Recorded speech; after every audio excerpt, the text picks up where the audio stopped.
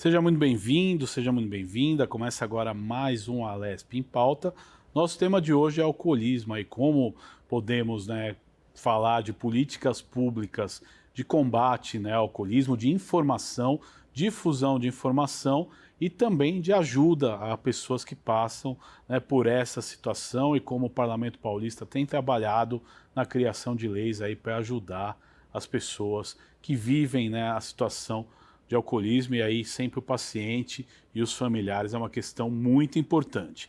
Para isso, eu recebo especialistas agora. Eu estou com a doutora Eliana Borges, que é presidente do CONED, também é psicóloga e analisa e trabalha há muito tempo já com essa questão. Também o doutor Luiz Sampaio, que é médico psiquiatra, e nós vamos conversar bastante também sobre uma das especialidades dele, que é a acupuntura, que ajuda também bastante no tratamento. E nós temos aqui o pesquisador, o Marcos Pazini, que vai trazer dados aí de uma pesquisa recente do estado de São Paulo em relação, ao alcoolismo e as taxas aí de ocorrências.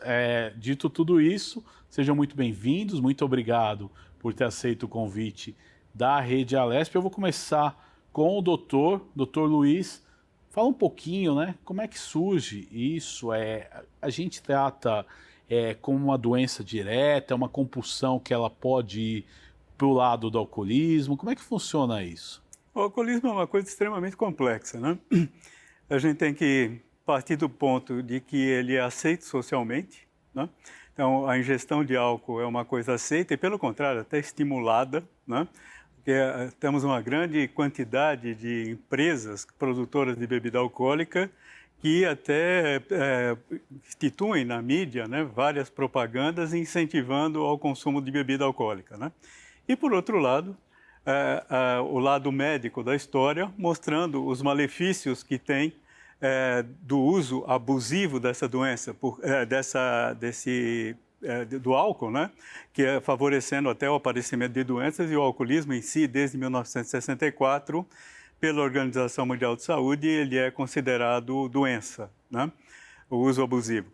Mas, assim, até o consumo de álcool, por mais contraditório que seja, existem recomendações médicas, né? Então, a famosa dieta do Mediterrâneo propõe que você tome uma taça de vinho, né? Todo dia, que até estimularia a função do fígado, controlaria o colesterol, né, que você tem. Então, é bastante contraditório isso, né? E a gente tem que lidar o tempo todo com essa contradição. Outro problema bastante sério que temos em relação a isso é a pessoa reconhecer que é alcoolista, né? Geralmente o que você fala, como todo drogadito, não, eu tenho controle sobre o uso, meu uso é exclusivamente recreativo, né? Então, é uma questão complexa. Primeiro, a pessoa tem que reconhecer. Segundo, né, a gente tem a contradição entre a recomendação, né, ou até o estímulo da bebida alcoólica e a pouca informação que a gente tem a respeito até das doenças possíveis, né, que você tem decorrentes do alcoolismo ou da própria situação de alcoolismo. Legal. E a gente só, doutor, ainda seguindo essa linha, a gente só considera, alcoólatra uma pessoa doente quem pratica aí esse uso em excesso, é isso mesmo? É importante a gente pontuar isso para o telespectador, porque às vezes a pessoa pensa, quem toma uma bebida alcoólica todo dia com moderação, ele é considerado um alcoólatra. Isso são dúvidas que surgem na população e muita gente às vezes faz até um próprio juízo sem conhecer cientificamente, né? Então, o que se preconiza é que uma dose, né, de álcool, ela tem cerca de 14 gramas de álcool em qualquer bebida, né, que você ingera. Então, por exemplo, uma latinha de cerveja de 350 ml tem cerca de 14 gramas de álcool. 40 ou 50 ml de bebida destilada tem também, é considerado uma dose, também essa quantidade. E 150 ml de vinho também, né? Então, assim, aí vai muito do conceito. Não existe muita informação a respeito desse tipo de coisa. Então, você considera uso moderado de álcool se você ingerir diariamente 14 gramas de álcool, né? Ou durante o período de uma semana ou de um mês, você ingerir com uma certa regularidade essa quantidade. Acima de 5 doses, né, para homem e acima de 4 doses para mulheres, já temos aí um quadro mais alarmante, né? E o grande problema também são os porres, né? A famosa ingestão eventual que você tem disso acima de 5 doses, né? Então, todos Doses, eles quantas são miligramas? Você falou de 4%, 14 gramas, né? Você fala de quase De álcool. 70 gramas de álcool Isso. num porre, Não por exemplo. porre, isso. É que é assim, ou chega até muitas vezes a 100 gramas, né? Que já é um quadro bastante sério e a pessoa está correndo risco de morte, né? Por parada respiratória, coma alcoólico, né? Então, são condições bastante severas, mas também é considerado alcoolismo, né? Então, a ideia é assim, qual é a dose ideal? A gente não sabe, né? E o que leva uma pessoa que tenha a dose habitual chegar em casa, vou tomar uma branquinha para abrir o apetite, né? Ou vou tomar uma dose de uísque para relaxar, ou uma latinha de cerveja. Até que ponto isso pode ser considerado nocivo à saúde, a gente não tem tanta informação assim a respeito. Agora, Eliana, quero que você também seja bem-vinda na sua primeira participação, explica um pouco do trabalho do CONED e também fale dessa questão que a gente está conversando aí, do álcool, né, caracterizado como doença, e informações importantes vêm a partir desse momento, né? Então, é importante a gente entender o trabalho do CONED enquanto conselho é não somente divulgar, mas como trabalhar a prevenção. E outra ação é nós trabalharmos com pessoas que já estão sofrendo devido ao uso abusivo do álcool ou de outras drogas. Esse é um trabalho do CONED. Eu também sou coordenadora da Polícia Estadual sobre Drogas e na nossa responsabilidade está uma série de serviços, entre eles o serviço de acolhimento terapêutico, uma parceria com hospitais para tratar de pessoas que passam por essa problemática. Junto a isso, todo o processo de reintegração. Em relação ao alcoolismo, o que a gente precisa entender, né? Trabalhando aí hoje, nós já atendemos mais de 35 mil pessoas e dentro desses 35 mil pessoas, mais de 90%, ele vai falar que a porta de entrada para o consumo de drogas foi sim o álcool, né? A primeira droga que ele teve de contato, mais de 90% dos casos nossos, que nós já atendemos, é o álcool. É esse álcool presente no bar, é o álcool, né, que às vezes os colegas de escola saem da escola e vai tomar, é o álcool presente na família, é o álcool muito associado ao lazer, à felicidade. Então, como eu me divirto? Hoje, é um grande desafio quando a gente trabalha com quem está passando pelo processo da recuperação, é como garantir um lazer, uma cultura saudável, sem a presença do álcool. Porque o que é seguro para quem uma dose segura para quem está com essa problemática? Nós não podemos falar que tem dose segura. Não existe, é um risco. E o maior risco ainda, e isso vale para todas as drogas, do consumo recreativo para uma dependência. A grande pergunta para nós especialistas é o que fez essa chavinha virar? Que eu estava apenas num consumo de diversão, num consumo ali recreativo e de repente eu me tornei um dependente químico ou uma pessoa alcoolista. Como psicóloga, a gente tem levantado alguns estudos, feito alguns levantamentos, discussões, e aí corre um grande risco. Quando nesse uso recreativo, que trabalha-se quase com a permissividade, e aí eu tenho uma situação pessoal ou social que eu não consigo lidar com tudo isso e eu vejo no álcool ou na outra droga aquele momento de torpor. É como se eu estivesse me evitando uma determinada dor. Então, a nossa pergunta sempre foi, não é só o primeiro uso.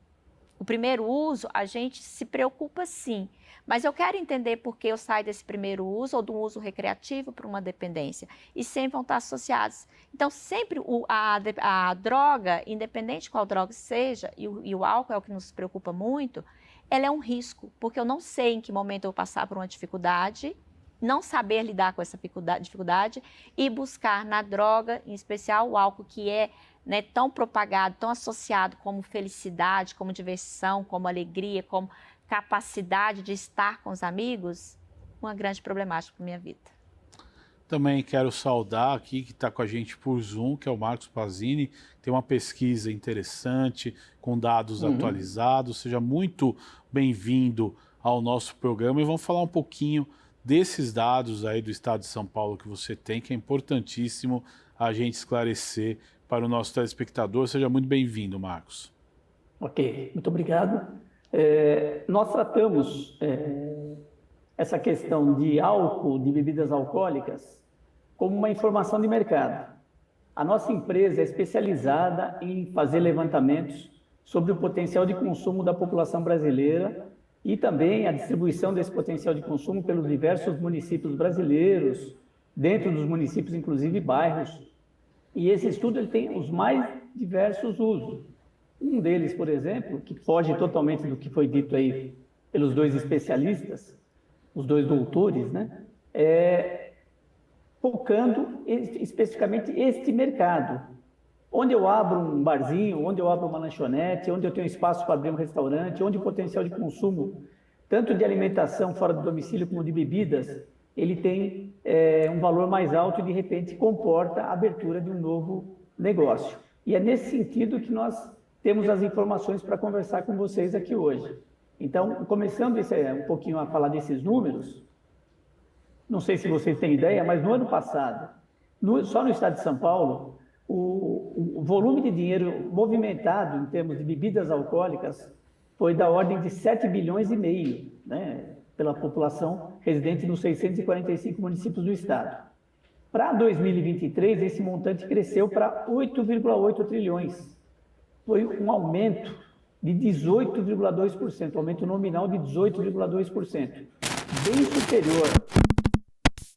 bem superior ao montante das diversas categorias que nós temos as informações, as 22 categorias, que foi de 6,8%, e também bem superior, muito superior, ao potencial de consumo geral de bebidas, envolvendo bebidas alcoólicas e não alcoólicas, que foi de 5,9%. Então, é realmente um aumento bem acima da média e que mostra que o brasileiro volta a consumir um volume maior, o paulista volta a consumir um volume maior de bebidas alcoólicas e que mostra que tem espaço para abertura de novos bares, restaurantes, lanchonetes e tudo mais, porque é outra medida que nós temos e que mostra que o crescimento dessas unidades está bem abaixo do crescimento desses valores de potencial de consumo. Interessante os dados do Marcos. Nós vamos trabalhar, doutor, essa doença, ela anda interligada com outras. A gente sabe que existem pessoas que têm problema, por exemplo, doutor Luiz, com compulsões gerais, né? E aí pode ser uma compulsão alimentar, pode ser uma compulsão por uma droga lícita, como o cigarro, e até por drogas ilícitas. E aí eu gostaria de saber, doutor Luiz, como é que funciona isso na relação, o senhor como psiquiatra, essa relação? Não, nós temos dois componentes aí que a gente tem que levar em conta, né? O primeiro componente é o componente psicológico, né? Que são as compulsões, né? Você tem algumas pessoas que têm um certo comportamento compulsivo. Existem hoje propostas aí com estudos, né, da neurociência, mostrando correlações aí de liberações de neurotransmissores ou mau funcionamento de determinadas áreas cerebrais que levariam as pessoas a terem um comportamento mais compulsivo. Seja em termos de comida, seja em termos de bebida, seja em termos de acumulação, né, de objetos, né, pessoas que têm a sua casa aí que são verdadeiros lixões, né, de coisas que acabam sendo guardadas. E também tem um componente que a gente pode dizer aí, um componente físico, né, que é a geração de dependência física. Então, esse botão que a Eliane falou em relação ao quando, né, a gente tem a mudança de uma situação para um quadro de dependência. Até que ponto, por exemplo, a liberação de determinados... A gente sabe, por exemplo, que a liberação de dopamina, né, ela estimula, né, o centro de recompensa.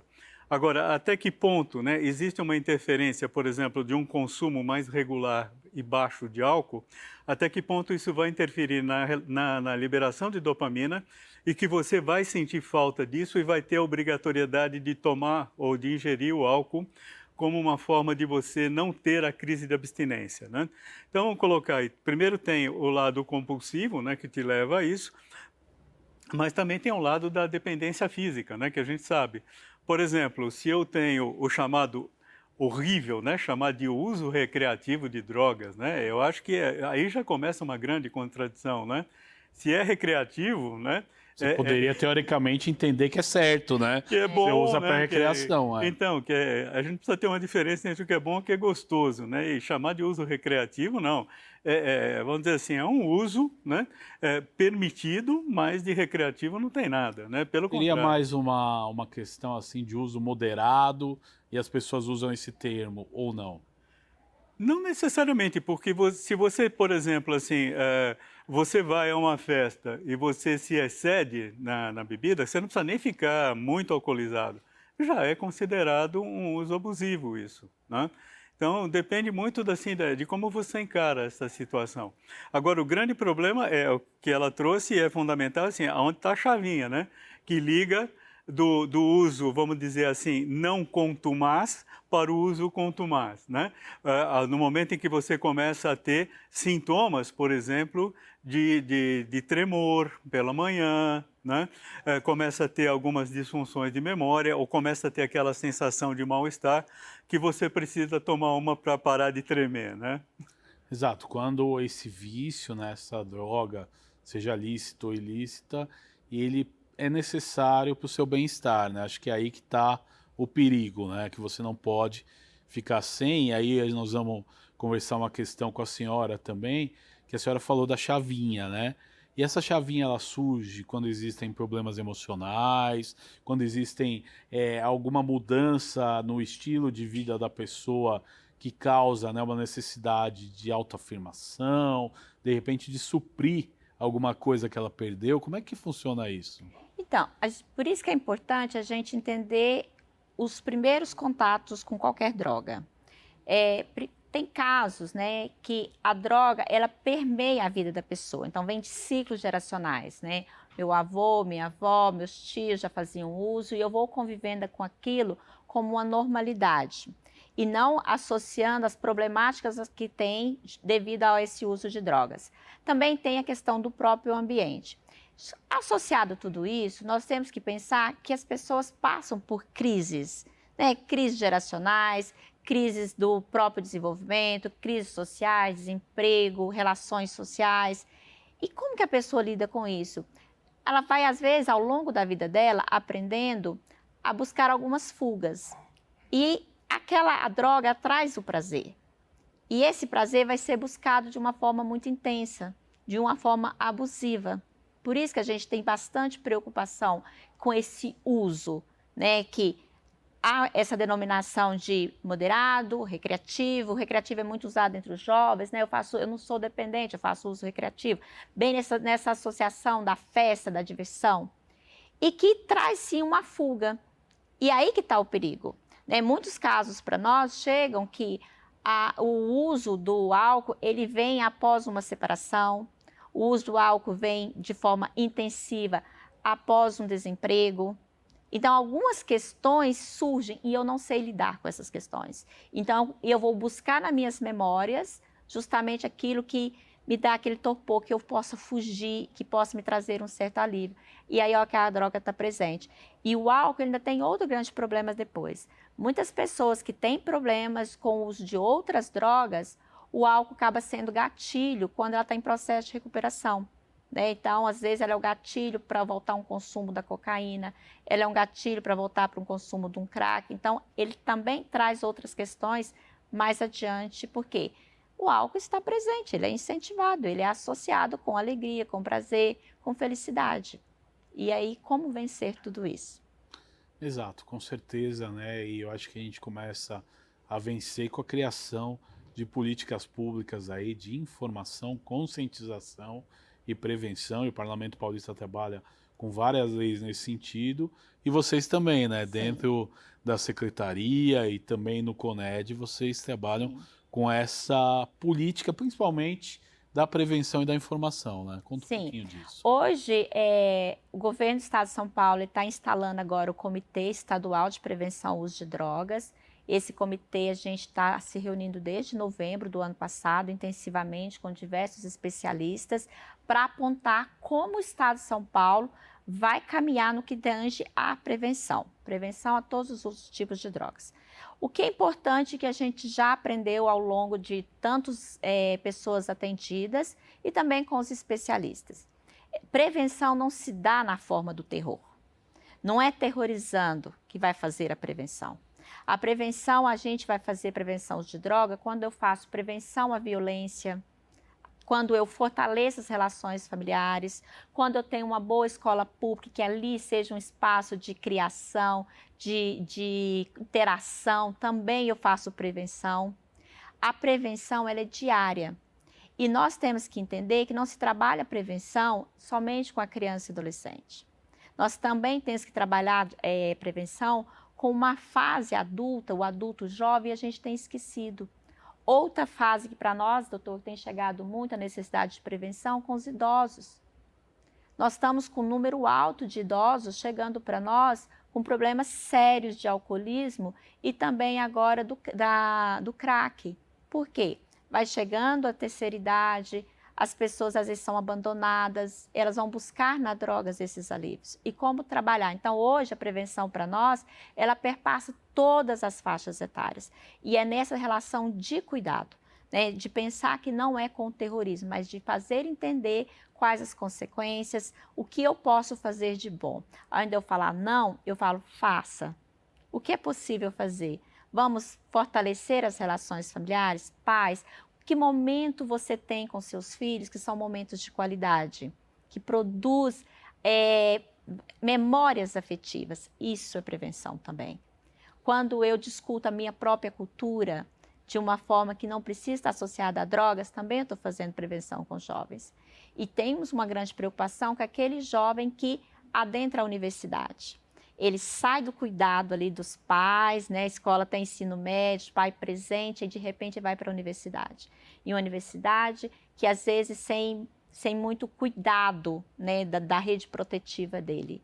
E ali, às vezes, é uma grande porta aberta também para o consumo de drogas. Agora, vocês falando, me vem uma palavra na cabeça, e eu acho que é importante a gente discutir ela, a tal da autoafirmação, né? A pessoa estar naquele grupo, de repente participar daquele grupo faz bem para ela de forma emocional, né? Como é que eu não sou especialista, mas eu diria de forma emocional. Como é que a gente combate isso, essa necessidade que as pessoas têm de serem aceitas, né? E aí eu vou querer opinião tanto da psicóloga quanto do psiquiatra. Começa com o Dr. Luiz. Bom, a gente tem uma fase da vida que é extremamente complicada, né, que chama adolescência, né?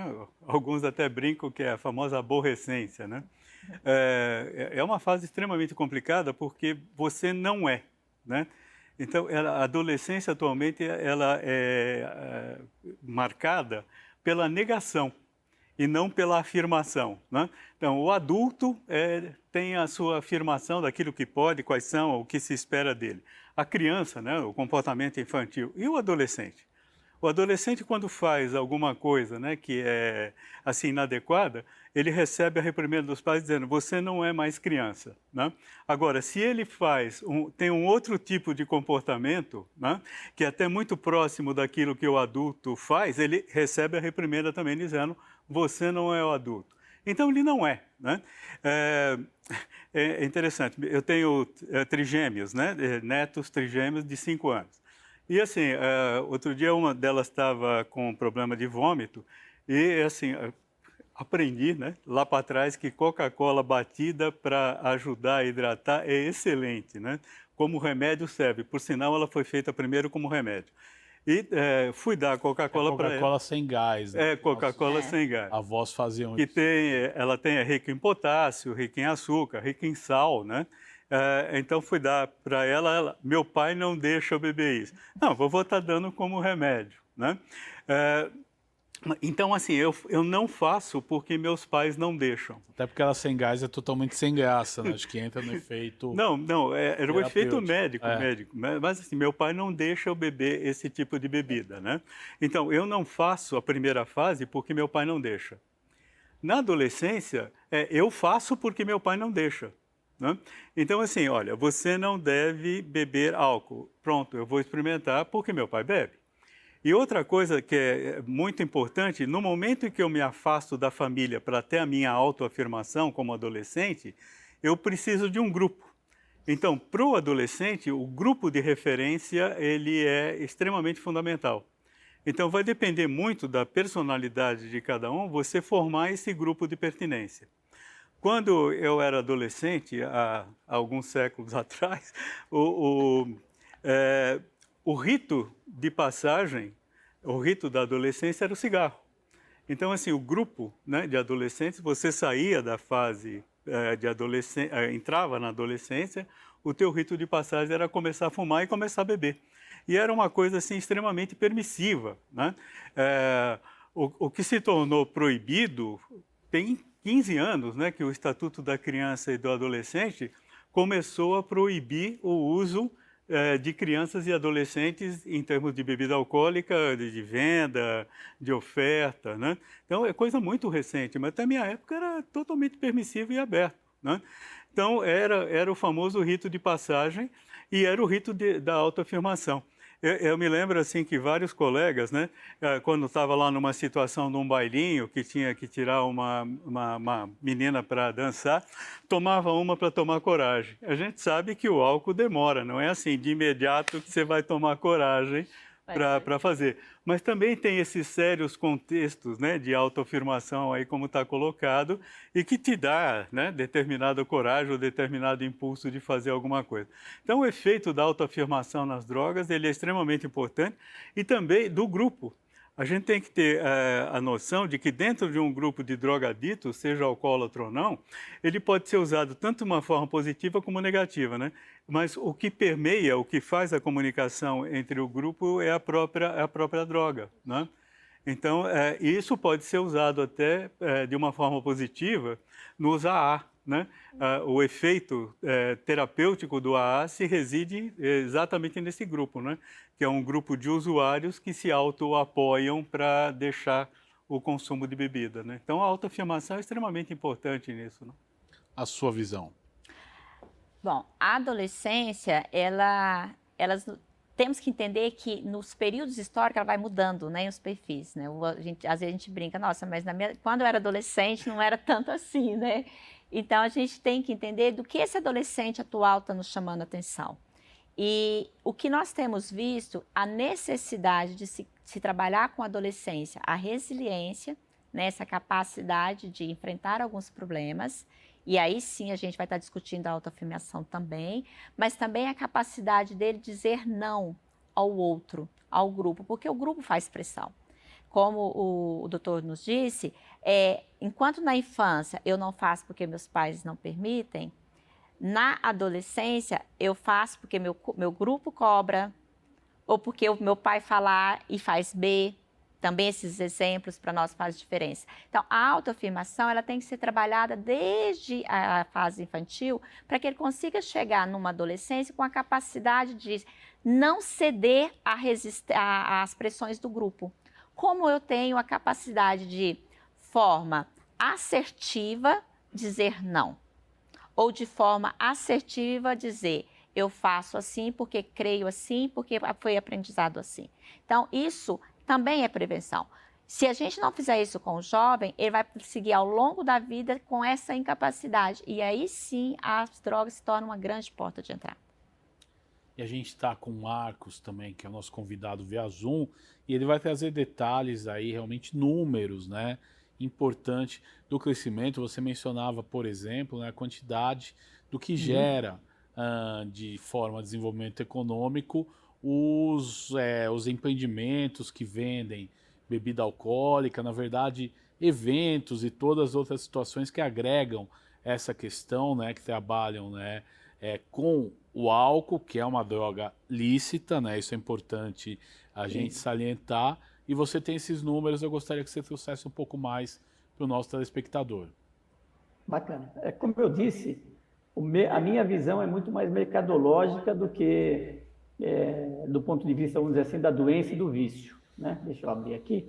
Então, por exemplo, quem está movimentando muito esse mercado, esse aumento de consumo de bebidas alcoólicas aqui no estado de São Paulo, são as classes A e B, né? Então, eu falei, de 2023, 22 melhor para 23, o crescimento do estado de São Paulo foi de 18,2%.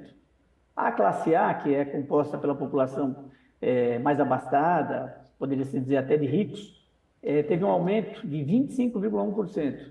E a classe B, tem parte de classe alta e parte de classe média, 27,4%. Então, quando você pensa em trabalhar o crescimento desse consumo de álcool para prevenir, para tomar as iniciativas antes de virar vício e tudo mais, você tem que focar essa parcela da população que é muito mais difícil de você atingir, porque eles têm um poder econômico mais alto, eles têm a opinião formada, eles são donos, vamos dizer assim, do próprio nariz, sabem o que eles querem e tudo mais, e aí a coisa fica muito difícil de você atingir essa população.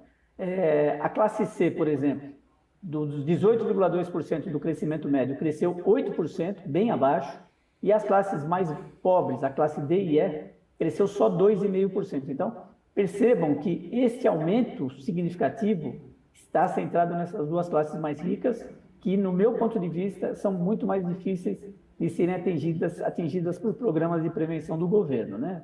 Vocês devem concordar comigo nesse sentido. E, ao mesmo tempo, esses números de potencial de consumo que eu trouxe, ou seja, 7 bilhões e meio ano passado para 8 bilhões e 800 esse ano de 2023, esse crescimento de 18,2%, mostra que nós temos um espaço para o crescimento das empresas desse setor, né? Em 2022, como serviços de alimentação, empresas de serviço de alimentação que envolvem bares, lanchonetes, restaurantes, toda a cadeia aí nesse sentido, aqui no estado de São Paulo nós tínhamos 452.310 empresas.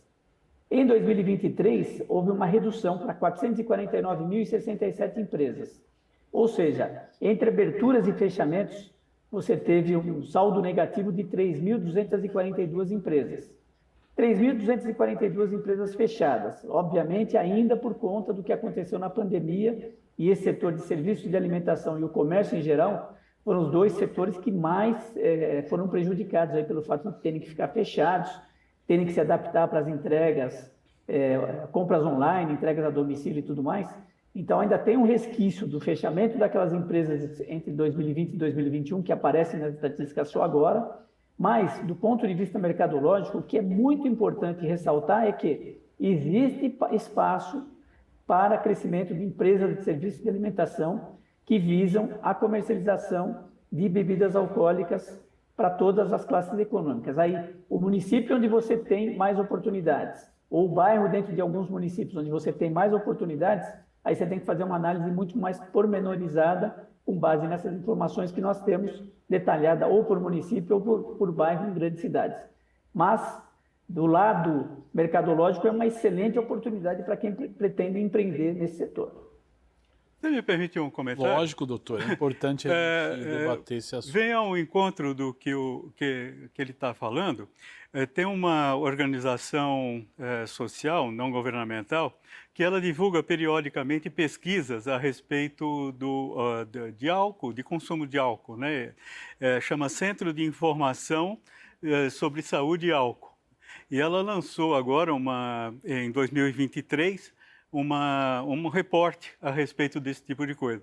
E que vem justamente ao encontro daquilo que ele está dizendo. Nós temos a ideia, né, de que assim, o consumo de álcool seria maior na classe mais baixa, né? Através por problemas sociais, né? Pelas dificuldades que ela enfrenta. Mas não, o que a pesquisa de 2023 mostrou é que o consumo de álcool é mais alto nas classes sociais mais elevadas e principalmente daqueles que têm um nível de instrução superior e pós-graduação. Então, assim, o que vem ao encontro do que ela também estava colocando, que as pressões sociais, né, elas são extremamente importantes e assim, o uso, né, até de uma droga lícita, né, ele acaba sendo favorecido. E o que acompanha isso também, a gente sabe, é o aumento de prescrições de antidepressivos e de ansiolíticos. Então, assim, está acompanhando diretamente esse lado, né, lado a lado aí com o consumo de álcool. Entre os adolescentes, essa pesquisa mostra que uma faixa muito pequena até agora não experimentou álcool, né? E que o consumo maior de álcool está entre a faixa dos 24 até os 34 anos, que é onde a gente tem uma prevalência maior do uso. Então, é o jovem, né?